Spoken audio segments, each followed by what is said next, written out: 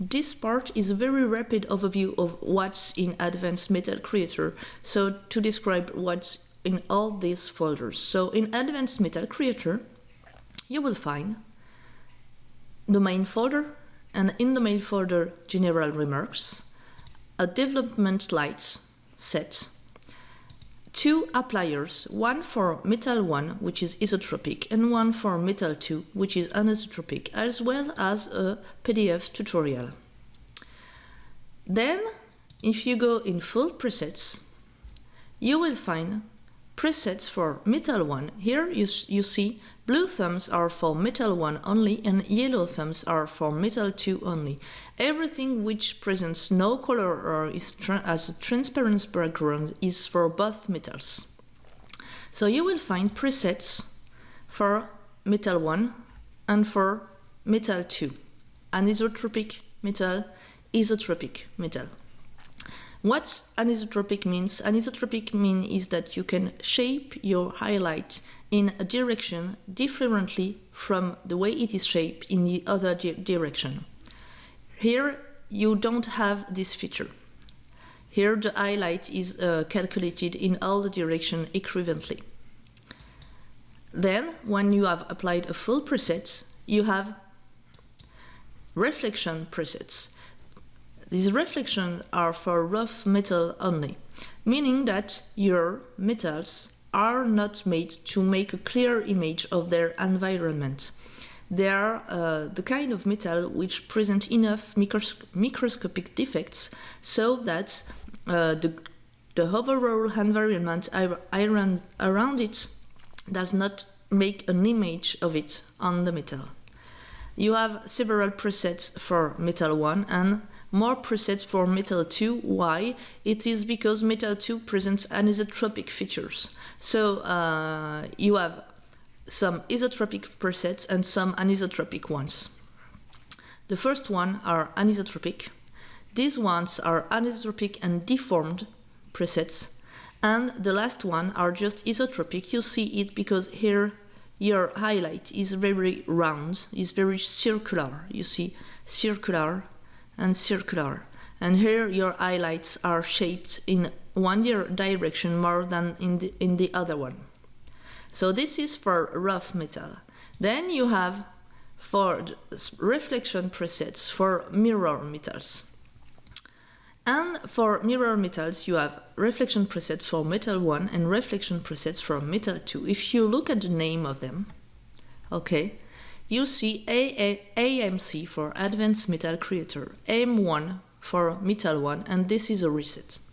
And if you go on, you have a map, medium, highlight, strong. It tells you that for this preset, the environment map reflection has medium strength and the highlight is strong.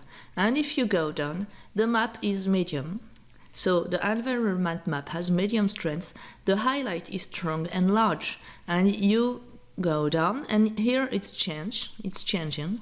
Now your map reflection is strong and your highlight is strong too. Here your map reflection is strong and your highlight is weak, and it's organized this way. Here you go for a ray reflection, you introduce ray reflection, but your ray strength is medium, and your map too, and your highlight is medium too. And here you go for a strong reflection, strong ray reflection. Strong ray reflection is difficult to handle because strong ray reflection requires an environment to be reflected. And these presets are not recommended except if you want to auto-reflect, you mean reflect something that's on your prop and you want to reflect it on your prop. Otherwise, you cannot be sure that your users will use a rich environment enough so that the metal does not appear too dark, you know, because if there's nothing around to be reflected, then the reflected light will be null, nothing. That's what I wanted to say. And here for Metal 2, it is organized the same way. It begins by metal number, map strength or ray strength, and highlight strength, and eventually shape. So if I go for this one, I have a strong ray contribution and a strong highlight. It's visible also on the thumb, you see. Here you see a strong highlight and a strong map. Okay, and you can have a look on the thumb at what it's looking like. I have also included in this folder some, it may be astonishing, but some, some deformation strength presets. Deformation strength means that in your materials you have several layers of displacements, bump and normal, and you have a material displacements related to the material defects, a displacement related to the underlying to the visible colored defects, so it is linked to the diffuse map actually, and you can have some you have an additional level of displacement included in the normal map. And if your displacements are too strong, you tend to break the images you make either by ray tracing or even on the map. And the strength of this displacement will influence a lot. You see here on the thumb, it influences a lot your capability to make an image of your environment. Here you have a zero displacement, and you see on this sphere, the environment is clearly reflected. And then the more we increase, the more the environment, here for instance, the more the environment is less visible, and with very, very strong deformation of your materials, then you can almost not recognize the image of your environment. This is why I wanted to include this presets of bump, material related displacements, texture related displacement, and normal strengths in the reflection mirror metal, because this is where they have the strongest impact. You have also a folder allowing you to change these displacements, the material related displacements. And in this folder you will find 26 presets of displacements, which will already immediately load in the material related displacement strength. This is the defects the defects independent from the patterns, the underlying patterns. You can load any of these 26, and then you can adjust the strength directly here. And I also added some in order to adjust the texture related displacement, because these two components add together as well. So you can play with texture related displacements, with surface defect displacements, but the maps here will only load here on material related displacements, driven by which strength is driven by this. Now let's go for normal maps. Your material presents a normal mapping, which can be dialed in terms of strength from positive values to negative values, and you can load for this map many presets. For instance, you can load something with a lot of scratches, with different type of scratches, and with only small surface alterations, modifications. You have a wide variety of normal maps that you can load, and this will allow you to add some important defects to your material. Now the reflection maps. In this part, reflection, you have the reflection map. These two ones must be kept the same ideally. You're not forced, but it is better. And you can change these maps by a single double click. Okay, you can change the environment. You have a few crisp environments, and most of them are blurred, because it is better to, in these circumstances, not to make a too much clear image of the environment. You have some fractal things also as mapped environments, and different types of fractals, and that allows you to give the illusion that there is something around your sphere, even when there is nothing around it. There are some tiles presets, because the material is divided in several tile system. It's easy to see what are the tile system if you go in the default and hit tile. Okay, you have the bump tile system, the material related displacement tile system, the offset pattern displacement. It's your usual displacement, the one you are using to add generally patterns, offsetting patterns from your surfaces. I prefer it also to separate this one. You have the normal tile displacement and you have the general. The general applies on ambient, diffuse, opacity, and on texture related displacement too. So the general tile applies on ambient, diffuse, texture related displacement, which is here because it is related to texture, so there is no reason to change the tile. On opacity and on specular, and also on the strength of the reflections. And I think that's all. Yeah. And the one which presents a separate tile is bump, and you find the tile directly on the bump. Is displacement, material related, and offset, the one of offset patterns. Normal mapping also presents a separate tile. And I think that's all. Yes, there is no reason for the rest. Okay, so in here, in order to avoid going in a normal mapping, I want to change the tile of the normal, I want to change the tile of the displacement. So you have presets to test rapidly what kind of effect you will obtain by changing the tile. Here you change the tile of all the tiles.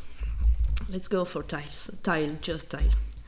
Okay, in the default material. Okay, here you change the tile, you see everybody becomes 10.